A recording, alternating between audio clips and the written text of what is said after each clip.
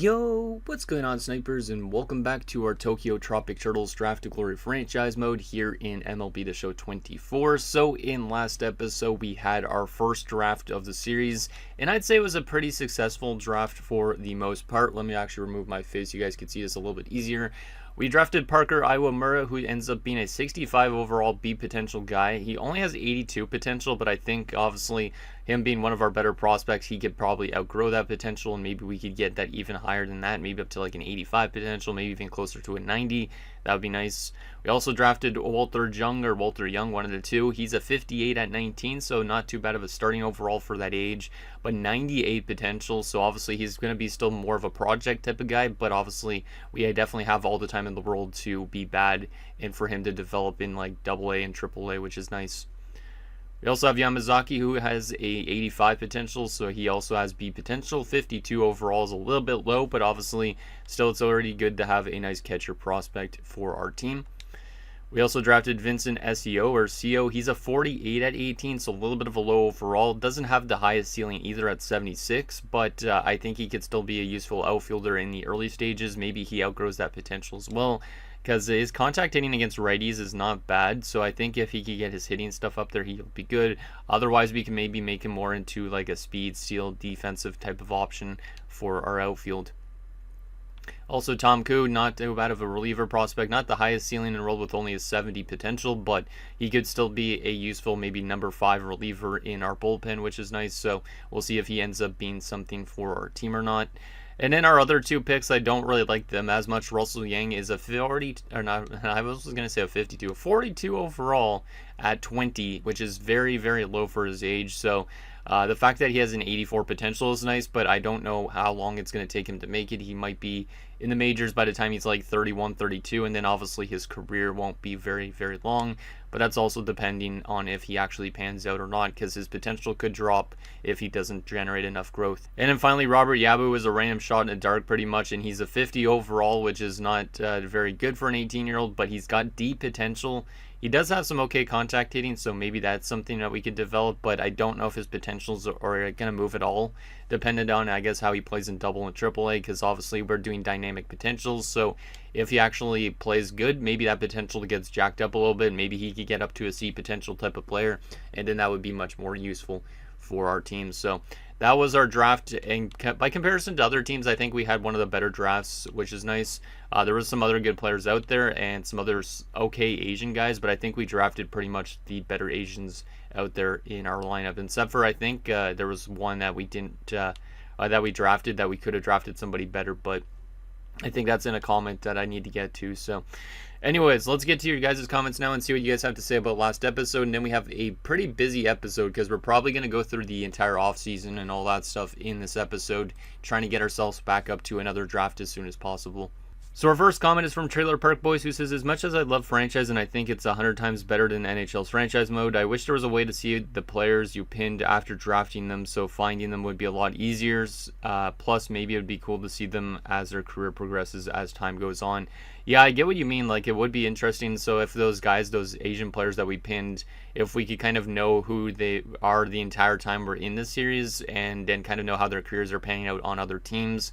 Technically, if I wanted to, I could have written down everybody that was in that draft class's name that was an Asian player, so that way we could kind of keep tabs on them, but at some point it's going to be too much players to like keep track of, so it's probably better that we don't do that. But yeah, I do wish there was a way to do that in this game. The next two comments are from DT81089. The first one says, glad to see the series back. Draft lottery is in the offseason. The draft order is in year 1 is the real life draft order for the MLB this year, which makes sense. The draft lottery being in the offseason is going to be exciting, so we will see that in this episode, I guess, as well. And then he also says, also Irabu is a Japanese surname, I believe. Hideki played for in the MLB in the 90s and 2000s, so I guess when we ever see a player with the last name Irabu, we could actually draft him, because we didn't know if it was an Asian last name or not, but there was apparently a guy with that last name from Japan, so we will be able to draft guys with the last name Irabu from here on out. And our last and final comment is from Nick Bucker Burns OC, who says, Nick's MLB Stock Watch Draft Edition. The Mets had an incredible pick getting an amazing third baseman.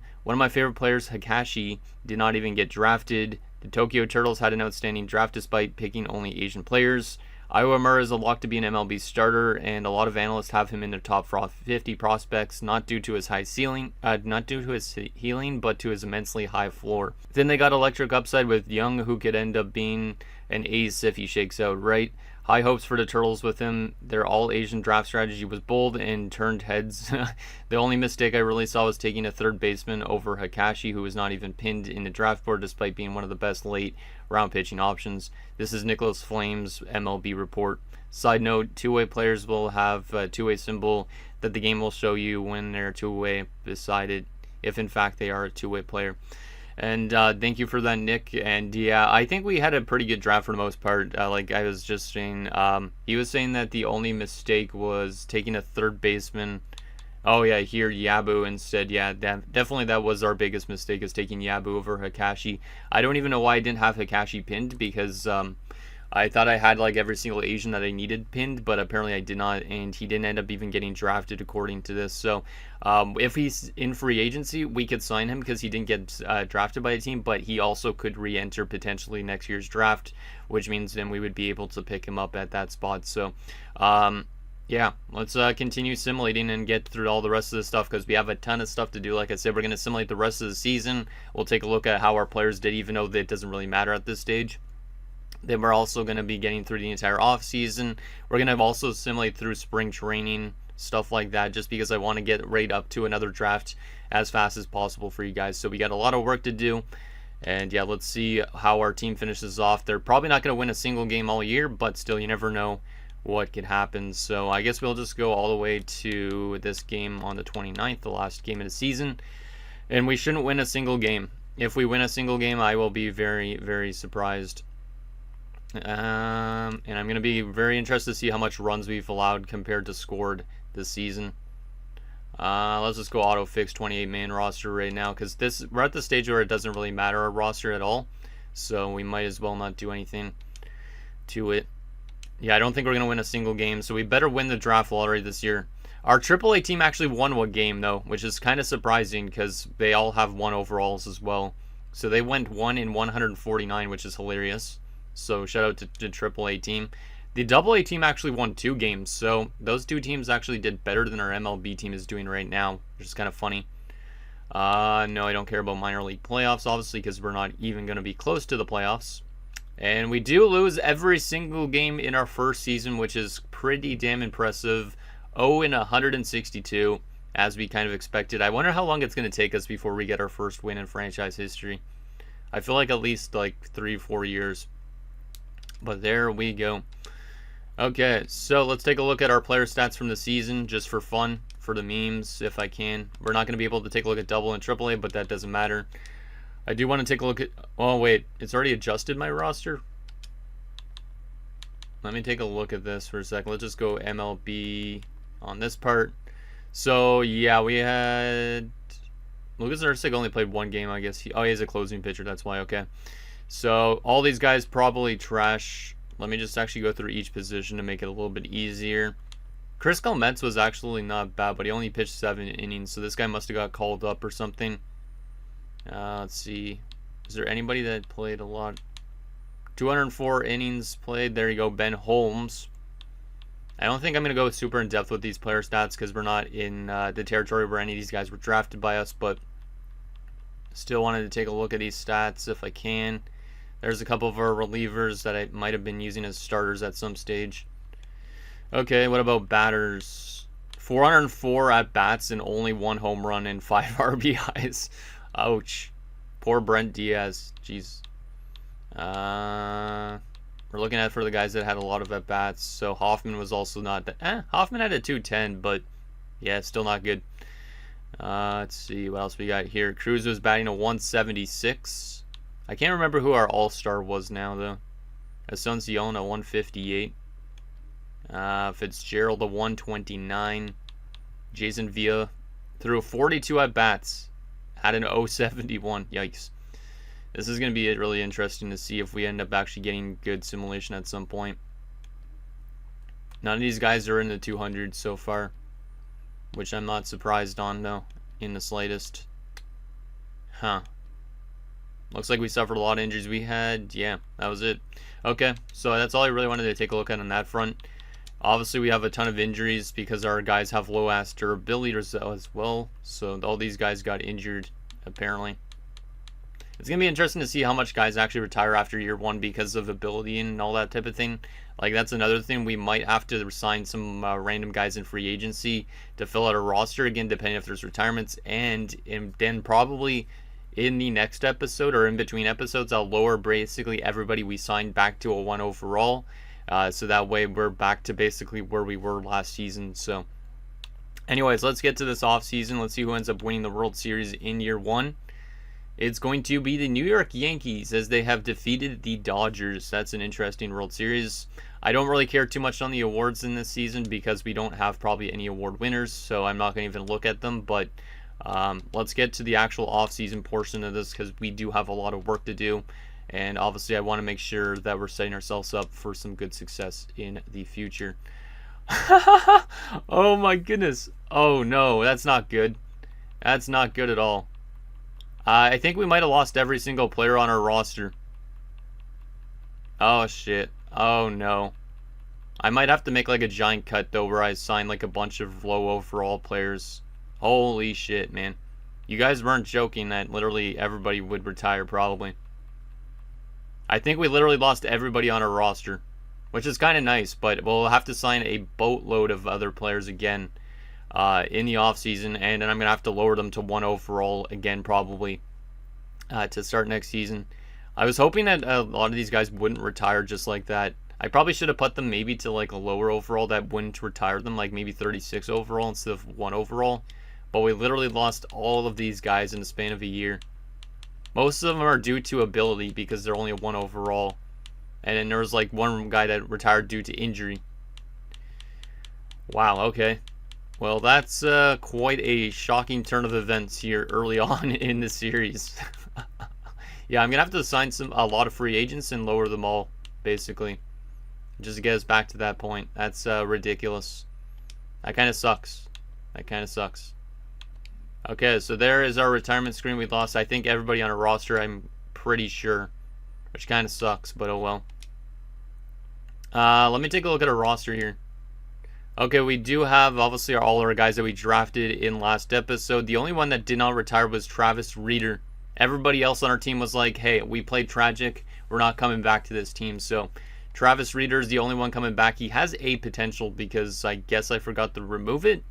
But him being only a 1 overall, I don't think he's going to generate any growth anyways. But that's probably the only reason why he did not retire, is because he has A potential. If that was an F potential, he probably would have retired. Let me actually go ahead and edit his potential here right now, because I don't want him to generate any growth whatsoever. Because it would be kind of annoying if he was to make it to the majors. So we'll get that down to 0. And no, I do not want to lose that. I want to save that. Thank you. Okay, there we go. So now all of our prospects are basically the best thing we have here in our lineup. Just kind of funny. Yeah, we're going to have to sign a bunch of low-end players and then make them all have potentials again if we can. That's hilarious. We don't have to deal with any contracts at least this offseason. That's a positive. But we do have to lower a bunch of players, which is going to take me a lot of time in between episodes. But anyways, we do need to sign ourselves a hitting coach. I don't really care about our coaching staff too much because obviously it's not going to matter till our guys are in the majors.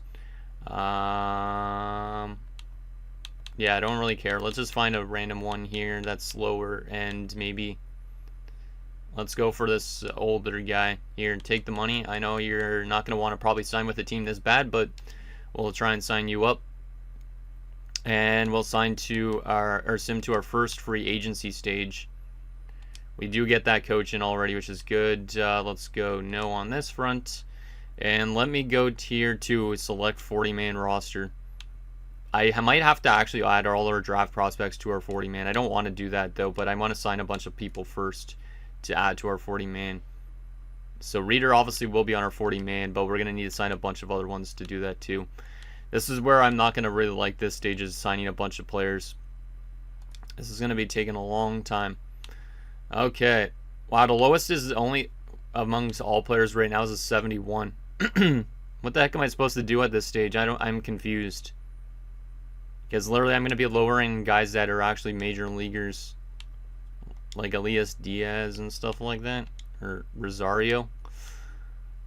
I might have to wait a couple free agency pools first to sign people.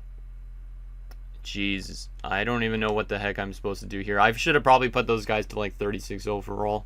Well, that's not good. That is not good at all. So the lowest player is a 71. And I can't obviously sign any real players unless I'm basically just filling out my roster and basically lowering them all to 1 overall. So we're going to sim to the free agency pool already. And see what happens is Juan Soto has signed with the Reds. So Juan Soto has signed with the Reds on a 9-year deal. Jeez. That's crazy. Corbin Burns has signed with the Mets. Okay. Not that I really care too much about what the AI is up to at this point. Would you like to stop simming? Yes, please. Are we at sim at free agency 2 yet? No, we're not.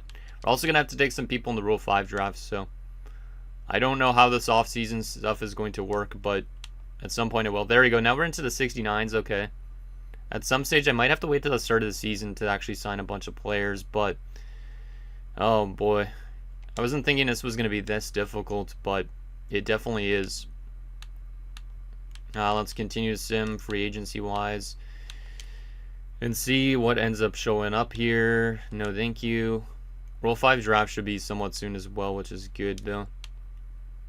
All these guys are 70 overalls. Yeah, I'm going to have to wait till the start of the season, I think, or spring training around to actually sign some really low overall players, or I'm going to have to actually lower some other guys instead. Oh man, I might have screwed ourselves up by making everybody a 1 overall. I didn't realize that was going to happen. But who knows. Let's sim to the next free agency stage. Blake Snell has signed with the Brewers. Okay. Clay Holmes to the Angels. Yeah, let's stop simulating again. Is it still the same pool again? Dominic Smith's there. I'm looking for lower than a 69 overall, though. They got to be like 50. Nico Horner has been dealt to the Royals. Okay. For Velasquez, Franco, and Cross. Okay, so we should be getting close to the stage where we get the Rule 5 draft. Obviously, we don't have any arbitration to deal with, which is nice too. But, yeah, there's definitely going to be a lot of work I'm going to have to do in between episodes here. I didn't expect literally everybody to retire. Okay, we have the draft lottery now. So this is the first major thing in this episode, which is exciting. The question is, where are we going to draft? We have the best odds, obviously, for the first pick. Well, actually, it's still tied with the Nationals and the White Sox, despite us losing every single game, which kind of sucks. I feel like they should have given us maybe a tiny bit better odds, but oh well. The question is, are we going to stay at the number 1 pick, or are we going to fall? I hope we don't fall, but I feel like we are going to. It would be nice to keep that first overall pick, but I don't really care as long as we get ourselves a good player in the areas that we actually need. So let's see, will we win the draft lottery and stay at numero 1? Please stay at number 1. Come on, Tropic Turtles. We fell to 3. I kind of expected that. The Nationals end up moving up 1 spot, same with the White Sox, so we fall back to 3rd. You have Boston at 4 and the Padres at 5. Damn, that sucks. At least Boston didn't jump us. But still, 3rd overall is a good selection spot too, but I would have really liked number 1, but hopefully there's not a generational Japanese guy that goes 1st overall, because that would hurt a lot more. Okay. I don't think we could take a look at any free agents yet. There is still some 60 plus overall guys, but I want to make sure that we find the lowest overall players first. And now we have to get to that stage where we sign people. So start off with the Rule 5 draft, though. This is where we actually could take more players that are Japanese-oriented. So let's take a look at what there is, if there's any Japanese guys here, or Asian guys in general, that we could take. Or are we not going to be taking anybody in the Rule 5? Just got to look through all the potential options here. Let's see what we got here. All these guys look sound like they're white names so far. Let's see, looking for an Asian dude. There's got to be at least one out there, right? We're only on starting pitcher right now, though. Still not seeing anybody. The screen lags too, which is kind of annoying while it's loading up more prospects. Pearson, oh, no, California. The guy literally has the last name OHL. What the hell? Okay. So nobody in starting pitcher we could take. Relief pitcher wise, is there any relievers? This is going to be really tough, man, because it looks like already we're not getting what we're looking for. And I want to take at least one player if there is some, because we don't have any players really on our roster whatsoever.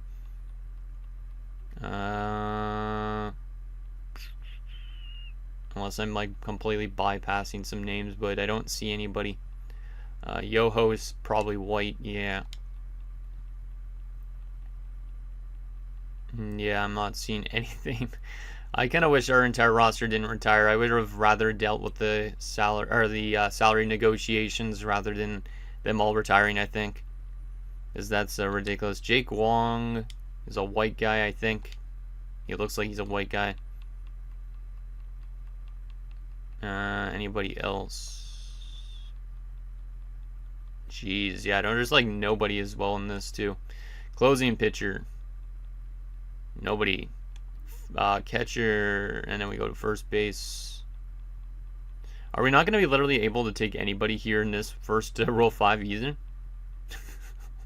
Sabato is white, I think. I think Sabato is white, yeah, I'm pretty sure. There's got to be one, come on. There's got to be at least one Asian guy, right? It's like all these teams are intentionally holding on to their Asian guys just to spite me. Second base. Do we got anybody here? Tim Tawa, you're white.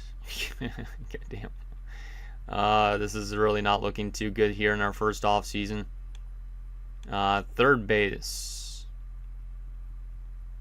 I'm trying to see. Come on. At some stage there probably should be some Asian guys, but here early on doesn't seem to be anybody whatsoever.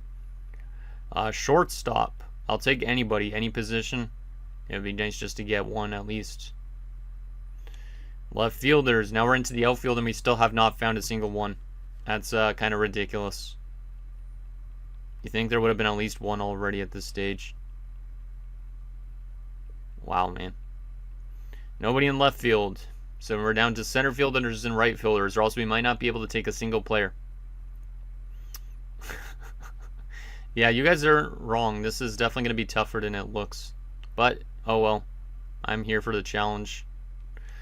Right field. Our last hope for an Asian guy. Is there anybody with an Asian last name that wants to join this team? Just give me one. No.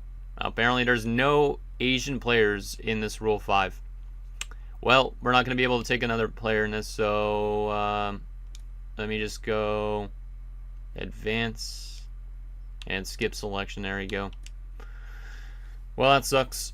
That sucks. I thought there would be at least one, but apparently not.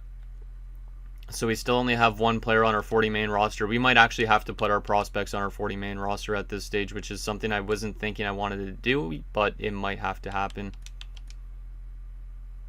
Let's skip through that. Skip through that. Actually, oh, there's a pretty big trade. Andres Munoz going to the Blue Jays for Barrios and Toman. Okay. They're still in free agency. We're almost at the start of the season, I think, again. There is some low overall guys, which is nice. Wait, are any of these guys draft prospects from before? No, I don't think so. Wow, Votto dropped off a lot. I didn't realize he was down to a 64. Damn. Okay. We're going to skip through all that. And renew contracts. We don't obviously have anybody to deal with there. Free agency-wise, still 64s are the lowest. Those might be the type of guys I have to actually lower, which is players I don't really want to lower, but let's send to spring training. It's going to probably sign me some random guys, right? Would you like to stop simulating? No. So we're at spring training, and we still need how much players on our roster? A ton. I might not even be able to get through spring training in this episode. Okay, now we have the low overall guys, I think. Yeah, 32 overall. That's perfect. That is perfect. So I'm going to have to make a quick, like, I'm going to do a little speed up portion in this episode where I'm going to sign a bunch of low-end talent to fill out my roster. So that way we could get through spring training as well, and you guys could see what this upcoming draft class is potentially looking like already. So I'll see you guys in a second. Okay guys, so we got everybody added to our roster, so we now should have basically pitchers and catchers and all that stuff in all of our lineups. I also decided to put all of our former draft prospects like Russell Yang in AA to start this first season, and they're all not on our 40-man rosters, so that way they're just getting as much growth as possible and as much playing time as possible and all that type of thing. Now, one thing I'm going to be doing in between episodes after I do spring training is lowering literally every guy that we just signed in these off-season to a 1 overall. That way we're basically back to square one again except for our draft prospects, so that will make us much weaker again and we could go 162 again. So that I'll be doing in between episodes. That's going to take me a lot of time, but that is good and set up and ready to go, I think, for another season, which is exciting. We're going to go through spring training already, and then we're going to take a look at the draft class. So we'll have to simulate, I guess, a few games with a team that's a little bit higher overall wise, but then once I said, like in between episodes, I'll lower everybody down to a 1 overall, so that way they're basically back to where they were last season. But let's sim to the regular season here, just so I could take a look at what the draft class is looking like. And we should be good in terms of how much players we have. We might need actually a couple more for AAA, it looks like, unfortunately, so I'm going to have to go back to free agency again here and sign us some more players for AAA. What is AAA missing at the moment? Looks like they got their lineup down. Actually, that's their MLB roster. Let's see. They might need a couple more depth pieces, I guess, or something like that. I'm just going to sign some random infielders, and that should help out with things a bit. So we'll get you in, and we will get, let's go with a third. I don't want to go with the top guy there. Yikes. There we go. We'll get a couple more players in just to fill out that roster down there. So I guess at least generates enough bad free agents that we should be good in terms of the future. There you go. Now AAA should be fine, which is nice and ready to go. So I need to advance. I think it was a few days before we could actually take a look at the players in this upcoming draft class, if I remember right. I think it was like 3 days or so. So that's what we're going to do. Even though this team hasn't been lowered down to 1 overall yet, they might end up winning their first game in franchise history because of this, but they definitely still have a trash roster because of this too. So we're definitely going to be lowering everybody, though, in between episodes, I think, going forward, just because obviously we're going to still technically have a good team in a sense. Not a good team, but still a better team than last year if we do it like that. So let's go to the start of the season. And I can't scout yet, so I will have to wait on that. So let's go 1, 2. I think it's 3 days I have to go only. We probably won't win any games in between then, but you never know. And there you go. Okay, so there's our first 3 games. We still can't scout yet. It should be soon, right? Or is it at the end of the first week?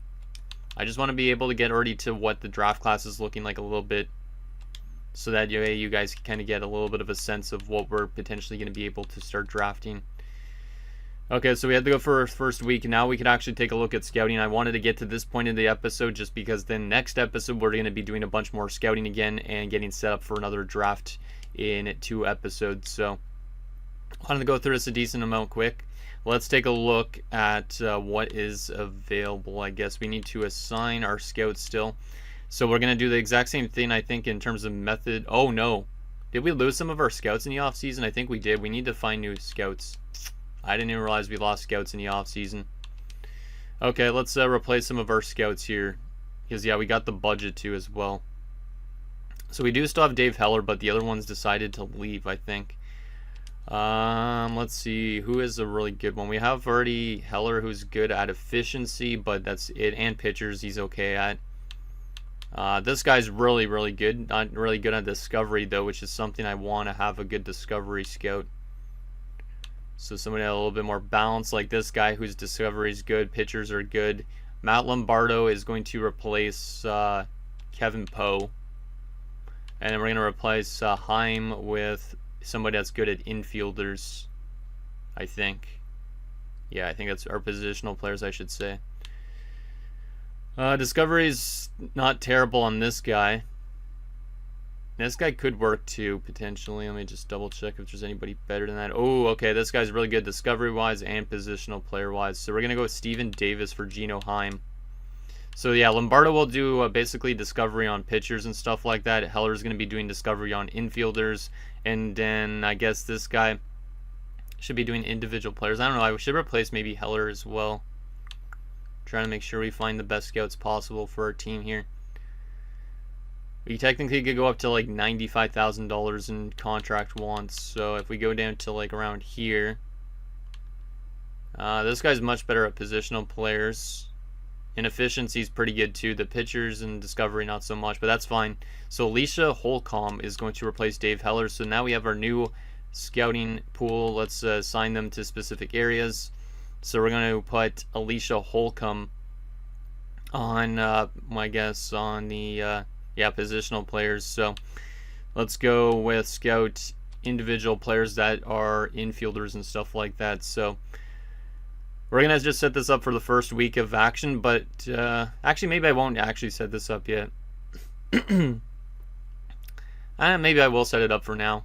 Let's just see what there is out there as well. So actually we'll start off with the other scout first. So we'll have Davis doing discovery. Yeah, scout or discover new prospects, and we want to look for pitchers in international, and then obviously we'll change to catchers after a few weeks and stuff like that, but we'll be doing that sort of scouting in the next episode. Lombardo is going to, actually we don't want Davis on pitchers, we wanted him on positional players, but he can't do pitchers I think for now. I guess that's fine. Lombardo's not bad at positional players, but we will put him on international. Or wait, not that position. We want to discover new prospects. We'll have him, I guess, on what is it, infielders for now. Even though technically that's not his strength, we'll definitely change the two of them around after the first few weeks of action. And then Alicia Holcomb will be on positional players individually. So this is where we're going to take a look at what's available right now, just to kind of get a sense of what's available prospect-wise this year, and see what Asians are potentially available. So we're just going to scroll through this and see if there's anybody that could fit our bill here in the second-year draft. Navas from Dominican Republic. Oh, this is all prospects that we're looking at. Oh, well. I was going to go by each position, but still might as well just go through all prospects until we see an Asian name. There you go, Stan Nguyen. Does he count? He looks white, but he's got an Asian last name. That's a bit of a weird one. I don't know if he would count. With the last name Nguyen, though, that's definitely an Asian last name, but he doesn't look Asian whatsoever. Okay, he could be maybe interesting. So Stan Nguyen. What else we got here for Asian names? Doesn't seem like a lot here early on, which is not great. We'll have to probably discover a bunch of them first before we could scout individually. Let's see, I'm not seeing a single Asian name so far. There we go, Brian Chu from South Korea. A shortstop, that's actually nice. Might have the high overall, might not. Might be trash. But he looks like he's very good fielding-wise, potentially with 5% scouted. I think Brian Chu is definitely somebody I would scout out for sure, so I like that. But let's take a look at what else there is. If there's any other Asian names out there. Tom Lee from Taipei, I should say. Okay. In left field. Helps out more at the outfield. He could be an interesting one to scout out too. There's a lot of prospects. So Robert Matsui from Japan. Hey, nice. Okay. So there is more options to draft this year, which is nice too. Because last year there was like, I think 22 prospects total that we found from Asian countries. So far we're finding more. Spencer Cato. That's already 4 of them. And we haven't even got halfway through this list yet. So we might have some decent prospects we could go after here. Raymond Park. Yep, another one we could go for. Nice. I'm really excited to see what this draft class ends up being looking like too. Charles Nomo could have a very high ceiling, but who knows? But that's another one we could go after. Yeah, I think this draft class might be better in terms of the amount of Asians already, which is good. And then obviously once we're doing our general scouting, we might be able to find some more interesting ones as well. Is there anybody else here, though? Obviously, since we have the 3rd overall pick, we want to make a good selection this year as well. Okay, now there seems to be a little bit of a lack. There's one, though. Walter Cho, not looking like the best type of player out there, but still 23 years old already, too. I don't know. Still, maybe he's somebody that we end up getting stuck with drafting. Anybody else? We're only like halfway through this list here. There's probably more of them, which is good. Let's see. Booker Fry, what a name. Unfortunately, he's not an Asian. Booker Fry, okay. Let's see. Archie Kang. No, he's Kentucky. What else we got here? William Chung. Might be a major project player. He could be a 19 overall, but I doubt it. But still, might be a major project guy. He's interesting, too, because he could be a 99 ceiling. Who knows? Let's see what else. I think that shortstop right now might be my first option in terms of what we definitely scout out. So I think I'll definitely start scouting him out for the first few weeks. Boyd Yokohama from Massachusetts, but that last name is definitely an Asian last name. Boyd is not, though, so I think he's just an Asian American, but he's definitely available. William Yokohama as well. He's from Japan this time. He's an option as well. So yeah, we definitely have some Asians in this draft again, which is great. Hideaki Nakamura, yeah, definitely Japanese. Could be a high potential guy, maybe in the 70 potential range. He might be way better than that, but he's a reliever as well, so probably not super high potential, but maybe another guy we take where Tom Koo was drafted too, so something like around those lines. But obviously we got to get these guys scouted first to be able to tell if they're actually going to be that good or not. Okay, we almost should be near the end of this list. I'm sorry about this episode being as long as it is. And not as interesting probably as the draft episode, but we're just doing our due diligence and making sure this team does as good as they can. Let's see, I think that's almost it. I have not seen one in a while here. There's got to be maybe a couple more, right? At least you would think. Even if they're low potential guys, I want to just know who's out there. Wattenby. Oh, Thomas Wattenby was in last year's draft, wasn't he? Yeah, I think we did scout this guy out last year. And then he didn't get signed by the team that drafted him. I'm pretty sure I remember Wattenby from last year. I'm pretty sure. Which is interesting.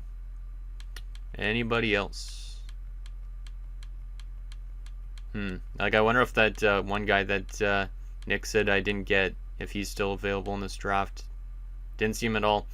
Interesting. So I'm going to go to that shortstop, and we're going to put him on this for now, because I think he's probably going to be the best option here right now. Yeah, Brian Chu. Let's add him to this list as the people we scout out. Perfect. So I think that's pretty much all we need to do. Like I said, in between episodes, I'm going to literally lower everybody that's not a player that we drafted down to a 1 overall just to make us that much worse.